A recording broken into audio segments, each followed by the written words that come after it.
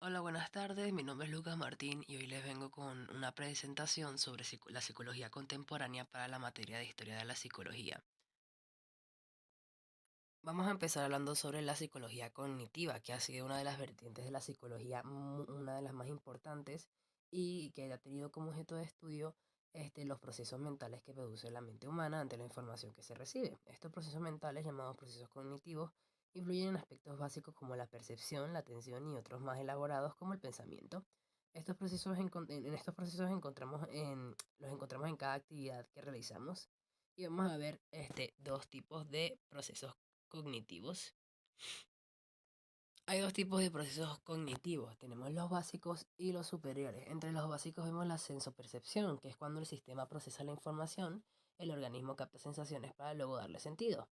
La atención, que es cuando la persona selecciona y concentra y mantiene recursos mentales sobre estímulos. El procesamiento de información, que es la información captada, que es cuando la información captada es procesada para luego ser elaborada. La memoria, retención de la información percibida por el sistema para ser trabajada posteriormente a corto o a largo plazo. Y vemos los superiores donde encontramos el pensamiento, que recopila información y permite elaborar juicios, deducciones y aprendizajes, funciones ejecutivas que gestionan la conducta gracias a la planificación y la inhabilitación conductual de la toma de decisiones, el aprendizaje que dependerá de la capacidad de atención hacia el estímulo para almacenarlo en la memoria y recuperarlo después, el lenguaje que es fundamental para comunicarnos, regula internamente la conducta, la creatividad, que implica que elaboremos nuevas estrategias alejadas a lo ya aprendido y la motivación que hace que orientemos nuestra conducta y energía a un tema de interés. Todos estos procesos construyen habilidades cognitivas que pueden ser entrenadas y mejorar. Esa es una de las ventajas principales de la psicología cognitiva y entre sus otras ventajas podemos ver que es una de las ramas más aventajadas de la disciplina. Entre las principales ventajas y puntos a favor de la psicología cognitiva, vemos que es una terapia muy valorada a nivel científico porque se basa en una metodología experimental que permite un análisis objetivo de los resultados de la terapia. También presenta mucha evidencia empírica en cuanto a la efectividad de sus técnicas y es una terapia que es extremadamente versátil. Permite que uno pueda incorporar nuevas maneras de relacionarse con el paciente y adaptarlo a él. También vemos que valora el papel cognitivo de la conducta y permite adquirir competencias y habilidades. Ahora hablamos sobre la psicobiología. La psicobiología es una rama de la psicología que recoge conocimiento de disciplinas psicológicas y biológicas. Y de esta forma analiza la conducta del ser humano y considera todo considerándolo bajo un ámbito y una luz biológica. La psicobiología incluye temas como la evolución del cerebro humano, el desarrollo y el funcionamiento del sistema nervioso, todo esto teniendo en cuenta el papel que desempeña nuestra fisiología y procesos biológicos. Desde este punto, la conducta humana se entiende como un legado de características biológicas y, y de la evolución, que no solo nos determina por fuera, sino cómo nos comportamos ante los estímulos. Vemos que estudia principalmente los procesos de sensación y percepción, comportamientos que motivan conductos instintivos como el hambre, la sed, el sexo, y el aprendizaje de la memoria, el sueño, ritmos biológicos o las emociones y conductas de agresión. En resumen, su principal característica es que enfoca eh, todas las conductas del ser humano desde un punto de vista netamente biológico y centrándose en la fisiología de la mente. Vamos a ver entre sus principales ramas la neuropsicología, que estudia las alteraciones anatómicas o químicas que afectan al cerebro y pueden llegar a afectar los procesos mentales y conductas de la persona. La entología, que se centra en comparar la conducta y comportamiento entre distintas especies animales más allá de las únicamente humanas. La psicología evolutiva, que analiza la evolución de los procesos mentales y actividad cerebral en los seres humanos, estudia la herencia de los comportamientos que se ha pasado desde nuestros antepasados animales. La sociobiología, que es una rama que se encarga de analizar cómo influyen los procesos mentales, funciones biológicas y reacciones fisiológicas al momento de relacionarnos con los demás. Y la psiconeuroendocrinología, que estudia cómo las hormonas que regulan nuestra actividad cerebral y tienen una influencia notoria en cómo nos comportamos determinan nuestra conducta y estado de ánimo. Ahora vamos a hablar sobre la genética conductual. Es una disciplina que tiene como objetivo de estudio el rol de las influencias ambientales y genéticas sobre el comportamiento de los seres humanos, aunque también cuenta con subespecialidades enfocadas en animales. Se centra en la herencia de rasgos y desórdenes visibles en el comportamiento. Esta información es frecuentemente recolectada gracias a las investigaciones en la familia y por la asociación genética. En el caso de los animales se determina por técnicas como la de reproducción, transgénesis y bloqueo de genes. Vamos a ver principalmente los únicos dos métodos de estudio que vemos en la genética conductual basada en seres humanos, que son el estudio de los gemelos y el estudio de la adopción. El estudio de los gemelos se basa en que es un experimento donde se ponen dos pares de gemelos, unos que son gemelos idénticos y otros que son gemelos no idénticos. En el caso de los gemelos idénticos vemos que los padres de estos gemelos tienden a darles un trato más similar que los no idénticos. Por esto es que se malentiende que las similitudes que presentan conductualmente los gemelos se basan en su genética, cuando en realidad no es así, es porque se han criado en un ambiente muy similar. Luego, en el estudio de la adopción, vamos a ver cómo se pone, por ejemplo, una pareja de gemelos que tienen una relación genética estrecha y muy similar. Y vamos a poner que esta pareja de gemelos se ha criado separada, o sea, no han vivido juntos. Y luego tenemos una pareja de hermanos que no se relacionan porque son hermanos adoptivos. Y entonces vemos que vamos a hacer una comparación entre similitudes conductuales y vemos que hay una similitud entre los gemelos idénticos porque tienen una similitud genética, pero en el caso de los hermanos adoptivos tienen una similitud conductual que se basa en el ambiente similar donde se han criado. Vamos ahora a hablar sobre los supuestos de la genética conductual.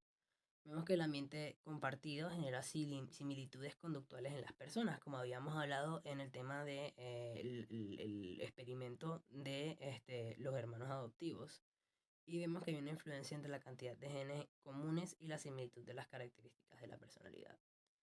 En cuanto a las características de la genética conductual, vemos que trata de averiguar de qué manera interaccionan los genes y entorno para influir en la conducta de las personas, ver qué genes específicos son responsables de estos comportamientos heredados y busca comprender el estudio de las diferencias individuales en relación con la variación de ADN.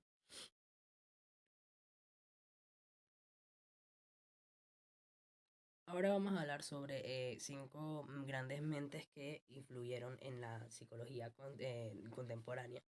Entre ellas tenemos a Piaget. Piaget fue un epistemólogo, psicólogo y biólogo suizo considerado el padre de la epistemología genética. Fue una de las mentes más creativas del siglo XX. Su trabajo se basó en la evaluación y el desarrollo del niño en términos de pensamiento, la construcción y la adquisición del conocimiento.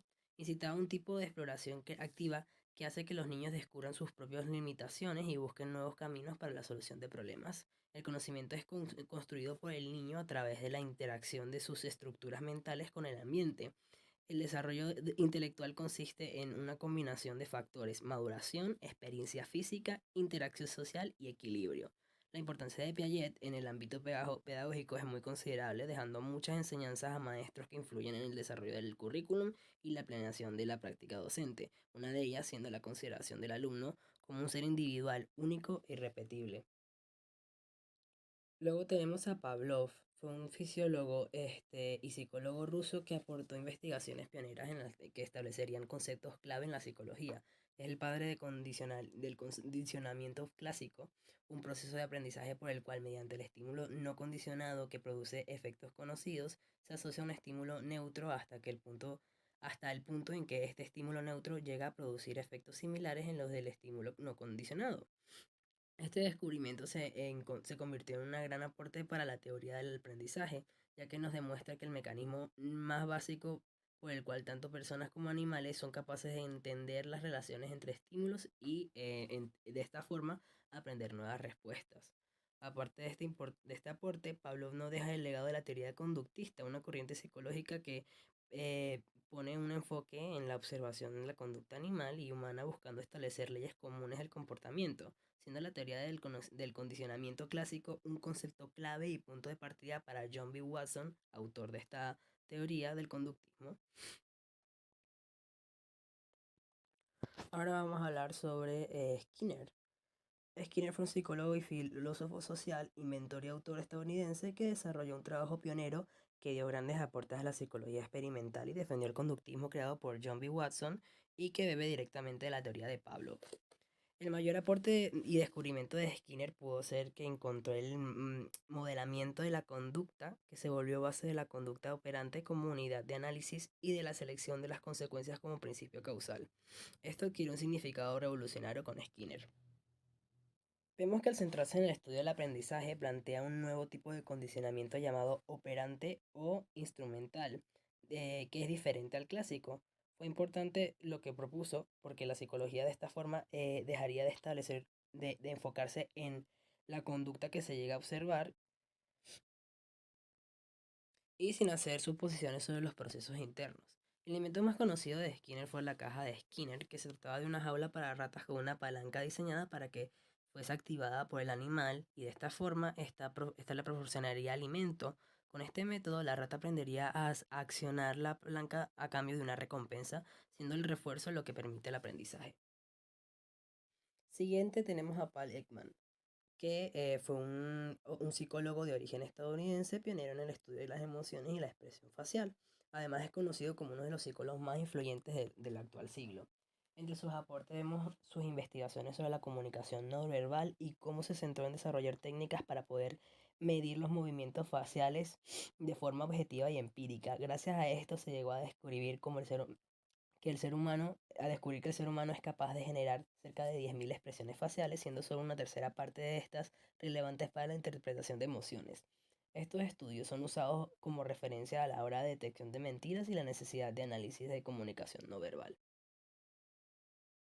Por último, vemos a Carl Rogers, que fue un psicólogo estadounidense que propuso junto a Abraham Maslow, el creador de la pirámide de Maslow, un enfoque en la psicología más humanista. Llegó a ser considerado el psicoterapeuta más influyente de la historia. Desarrolló la teoría de la personalidad, donde desglosa a las personas según el propio humanismo, enfatizando sobre el positivismo, la libertad de los individuos a la hora de tomar rumbo en sus vidas. Según la teoría, no nos vemos arrastrados hacia ciertos tipos de comportamientos por culpa de factores biológicos ni ambientales. Rogers creía que la personalidad de cada persona se desarrolla según el modo de la forma en que se acerca o aleja de sus objetivos vitales, sus metas. Tiene especial importancia porque habla de a través del desarrollo personal podemos formar el carácter y nuestra forma de ser. Consideraba factores como características del niño, el desarrollo del yo, la necesidad de la consideración positiva. Tuvo gran importancia en el legado que deja para la educación porque buscaba que los estudiantes tuviesen iniciativa propia para acción y promovía la comprensión empática. Y hasta aquí llega la presentación. A continuación le dejo todas las fuentes de toda la información que he utilizado en esta exposición. Y bueno, muchas gracias por ver y espero que haya gustado.